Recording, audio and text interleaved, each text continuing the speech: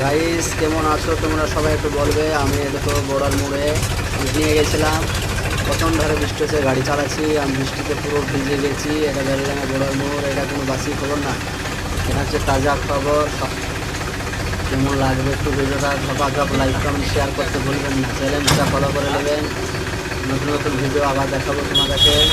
বেলডাঙ্গা বড়ার মোড়ে হয়েছে তো মনে হচ্ছে যেন বন্যা হয়ে গেছে, প্রথম ধারে বৃষ্টি আর মঙ্গলবার।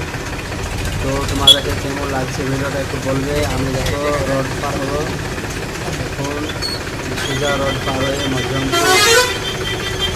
মধ্যমপুর রোডে চলে যাবো। তো দৌড় রাস্তা বুঝতে পারছো তোমরা সবাই, রাস্তার কাজ হচ্ছে, তো বৃষ্টির কারণে রাস্তার কাজও বন্ধ আছে।